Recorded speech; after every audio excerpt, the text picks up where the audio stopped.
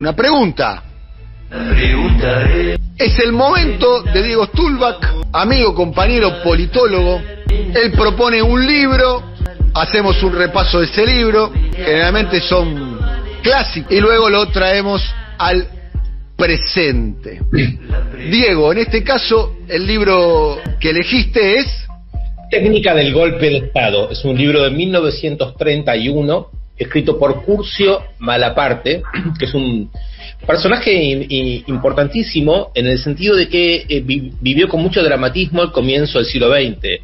Él fue, por un lado, capitán en la Primera Guerra Mundial, soldado, peleó en la guerra, luego fue novelista, luego perteneció al cuerpo diplomático italiano, fue militante fascista, estuvo en Rusia en la década del 20, recorrió aquella Europa.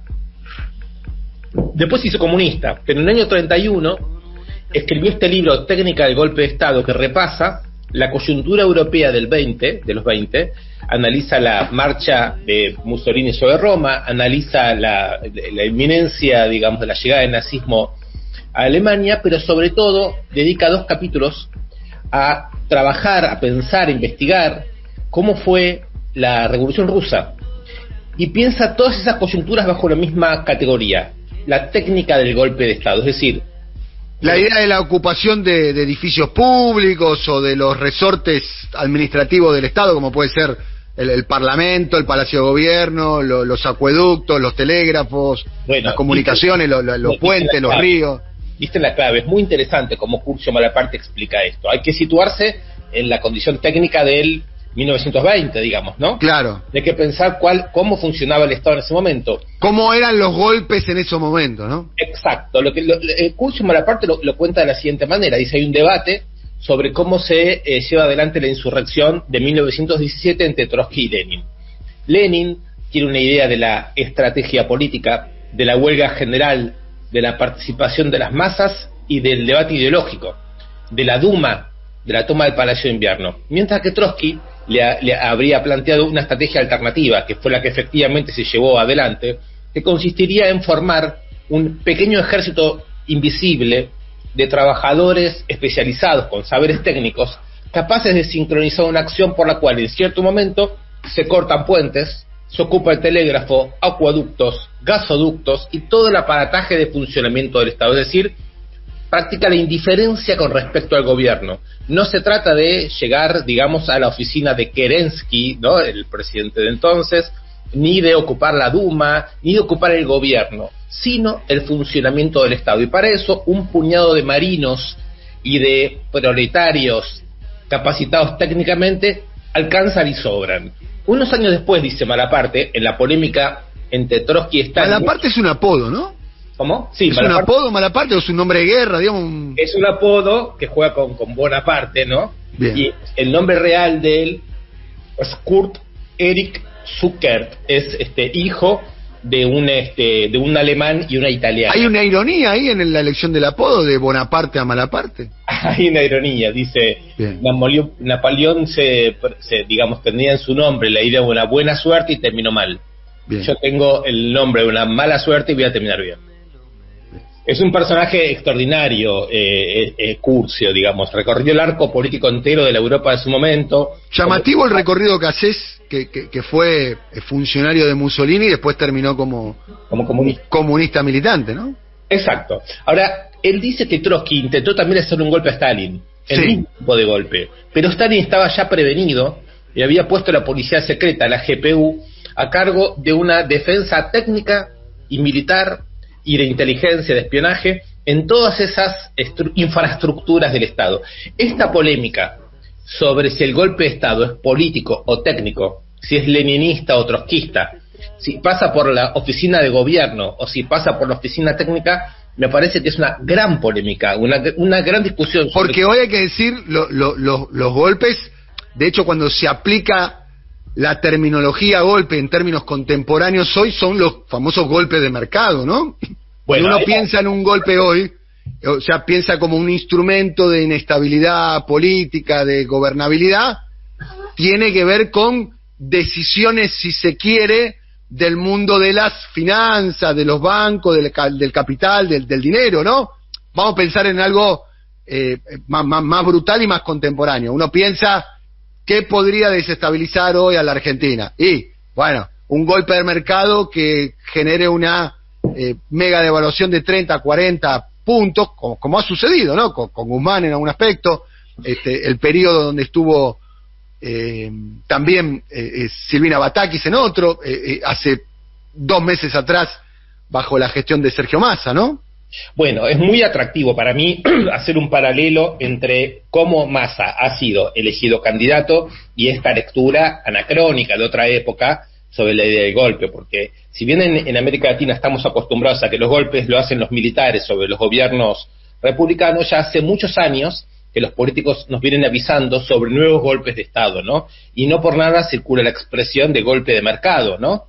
Como lo dijiste vos, o la idea de que los medios de comunicación son golpistas o destituyentes o tienen los fierros con los cuales terminar con un gobierno democrático. Así que tomándole la palabra a los presidentes democráticos y presidentas democráticos de estos años que nos anuncian sobre esto, habría que preguntarse qué pasa si un, vamos a decir entre comillas, golpista, ¿no? Porque estamos hablando siempre de un fenómeno interior a la democracia, ocupa los espacios técnicos del funcionamiento del Estado, que hoy son básicamente palancas financieras, ¿no?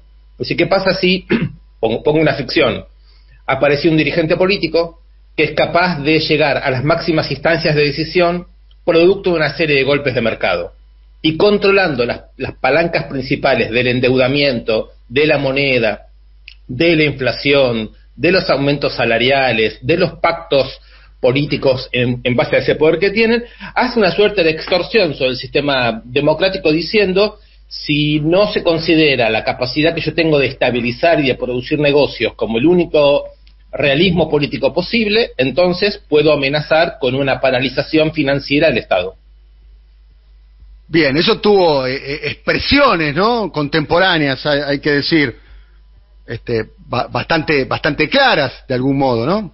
Sí, uno se pregunta por qué los gobiernos democráticos y los líderes progresistas de los gobiernos democráticos se presentan tan inocentemente ingenuos ante este tipo, digamos, de poder, de personajes políticos cuya premisa para avanzar en los niveles de representación política no son ni la popularidad electoral ni el consenso de los movimientos populares, sino precisamente la expresión del poder. O sea, el poder radica de alguna manera en tener acceso a esa botonera con la capacidad de daño de inestabilizar al sistema, o en este caso a un gobierno. Exacto, ¿no? No surge ni de los votos, ni de la intención de voto, ni la capacidad de movilización, ni de la organización, llamémoslo, no sé, de un movimiento social o trabajo territorial, ¿no? Exacto, y sin embargo funciona porque hay una suerte de susurros del entorno, ¿no? Candidatos que dicen el día que lo voy a poner en términos ficcionales siempre, ¿no? El día que Sergio se va de este gobierno se termina. Es lo que dijo Malena Massa, ¿no? El final, de hecho, lo tuiteó Malena y después lo sacó, ¿no? Vos que no sos animador, sino periodista, ponés el dato real. Yo lo digo como una suerte de ficción, pero también lo que dijo en este programa de radio el antiguo intendente de Avellaneda y también ministro, actual intendente de Avellaneda. Actual intendente, bueno. Cuando dijo que llegó Massa en el momento en que el gobierno se retiraba en helicóptero, es decir, que el poder del cual emerge, la naturaleza del poder del cual emerge la capacidad de gestión de Massa es precisamente la de... Quizás haya una explicación ahí a la candidatura de Massa, un poco, claro. El diálogo que se establece es yo o el quilombo. Exactamente, pero la pregunta es ¿cuál es el poder que aporta Massa? ¿Cuál es el poder tranquilizador de los mercados? ¿Por qué él puede tranquilizar los mercados y no puede hacerlo el presidente, la vicepresidenta, los sindicatos, los movimientos populares, el poder parlamentario? ¿Cuál es la naturaleza de su capacidad? Bueno, a favor de Massa, quizás Massa representa una síntesis de eso. Bueno, quizás... No, también es cierto, nobleza obliga, Massa también hay elecciones y le ha ido bien, le ha ido mal, pero en su momento le fue bien. Bueno, nunca le fue tan bien como para presidir la Argentina, y su condición de síntesis se le da a partir de ese gesto, no antes. Él era, digamos, el líder de una fracción minoritaria. Lo cierto es que se está viendo, y después hay que ver cómo pasa en el proceso electoral, y además surge de algún modo de la información pública acerca de la candidatura de Massa, que surge más de una decisión más palaciega, ¿no? que de una decisión de síntesis, llamémoslo, de preguntas, de los movimientos sociales, del trabajo territorial, ¿no? Exacto, yo lo veo más como una reelección, una candidatura a la reelección de alguien que ya está gobernando y ya está expresando su programa y de quien se sabe lo que se puede esperar para bien o para mal, quiere decir, enfrenta a una derecha siniestra y por lo tanto va a tener el consenso de todos aquellos que de una u otra manera van a resistir la posibilidad de que esta derecha siniestra llegue al gobierno, pero lo veo más como una continuidad que como un balance y un aprendizaje de lo que fue el gobierno anterior. Y la idea de síntesis hay que ver si se logra. En primer lugar, hay paso en la Unión por la Patria, y en segundo lugar, esta síntesis supone que aquel frente que del 19 de manera, digamos, antimacrista logró un consenso muy grande, hay que ver si eso se repite. Bueno, es tarea de los dirigentes también, ¿no? Por supuesto, quizás los candidatos, ¿no? Nosotros lo hemos dicho acá el primer día y lo seguimos sosteniendo, ¿no? El gran desafío que tiene el candidato es construir un contrato electoral, cosa que lo había hecho Alberto Fernández, ¿no? El contrato electoral de Alberto para mí era bastante claro, no el programa, pero sí el contrato. En el caso de Massa me parece que hay dos carencias, una que se suma con la otra, es hasta ahora la ausencia del programa, ya no hay un programa por ahora, y hasta que no se explicite, el programa queda libre de imaginación de cada uno de nosotros, y capaz que la imaginación no nos lleva a lugares muy buenos, eso por un lado, y por otro lado tiene que construir un contrato, ¿no? Donde tiene que decir, bueno, tenés que votarme a mí por esto. Creo que una de las razones por las cuales se va a construir el contrato a Massa es que el resto de los candidatos son peores que él, por ejemplo, ¿no? Eso por supuesto, me parece que la razón... lo cual claramente es una observación a cielo abierto, ¿no? Sí, sería una necedad calificar a Massa con Milei o con Bullrich, ¿no? En el caso de Larreta me parece que ahí es separados al nacer, ¿no? Como bien dijo Berbisky, ¿no? Sí. No, a mí me parece que lo que queda en cuestión es tratar de entender cuál es la naturaleza del poder que expresa Massa, que es una suerte de clima de negocios con una promesa de pacto de paz social que hay que ver si puede cumplir, y eso lo distingue bastante de una oposición que está prometiendo Jujuy para todos, ¿no? Sí. Que está prometiendo... O ajuste sin represión, ¿no? Me parece, ¿no? Bueno, me parece que es eso, ¿no? Lo que surja del acuerdo con el fondo, más la presencia de Cristina, que es muy poderosa como figura política todavía. Absolutamente, ¿no? Que supone una idea de no represión violenta. Lo que pasa es que... Y la presencia de Agustín Rossi, ¿no? Claro, lo que me parece... En un punto hay que decir, la presencia de Agustín Rossi en la fórmula, hablo a título personal, representa que si se va a llevar un programa donde va a haber... si se va a profundizar lo aplicado en el gobierno de Alberto, que es ajuste sobre los salarios, sobre los ingresos, eso no se va a hacer con represión, lo cual implica todo un gran desafío, ¿no? Sí, sobre todo implica que de acá a 4 años todos los componentes de lo que llamamos el pueblo argentino acepten un ajuste sin represión. Bien, son interrogantes, como nosotros decimos del primer momento, cabeza fría, corazón caliente, hacernos preguntas en un momento que yo defino, me puedo equivocar, si me equivoco el futuro va a revelar va a revelar la incógnita, un momento histórico, creo yo. Es una elección en el amplio sentido de la palabra histórica, lo que se va a vivir, por lo que está en juego tanto en la elección en sí como lo que está en juego al interior de el movimiento nacional y popular. Esto es lo que yo interpreto. Por eso hay que tratar de afinar el análisis y con toda la valentía que tengamos profundizar estas discusiones. Sí, como te escuché decir varias veces esta semana, digamos, atreverse a decir ahora cuáles son las cosas que uno piensa y las discusiones que cree que hay que dar para que no se repitan historias en las que una serie de expectativas se ven frustradas, y eso solo produce, digamos, desánimo general. Yo lo digo desde el punto de vista particular, lo digo a modo personal, para no profundizar el error que fue la candidatura de Alberto Fernández. Claro. A eso voy. Entonces hay discusiones que para mí hay que darlas ahora, dentro de 3, 4, 5, 6 meses o 2 años, quizás sean tardes. Y quizás ahora sean más valiosas que dentro de 4 meses. Porque ahora quizás se puede aportar algo, porque estamos en partido todavía, de hecho el partido recién está empezando y podemos hacer un aporte ahora.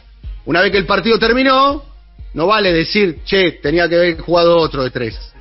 Me parece que si nosotros podemos hacer un mínimo aporte, tampoco nos tenemos que sobreestimar, un mínimo aporte es hacerlo de esta manera, con total honestidad personal e intelectual. Diego, ¿algo más para cerrar? No, solamente decir esto, desde dónde nos hacemos las preguntas, ¿no? Cuando traemos estos archivos para producir algún tipo de efecto sobre el presente, como decís vos, son preguntas que necesitamos hacernos desde un lugar muy preciso. Lo que a nosotros nos preocupa de sobremanera es que se sigan generando las condiciones para que la política en su conjunto se reduzca a una expresión de los grupos de la economía dominante.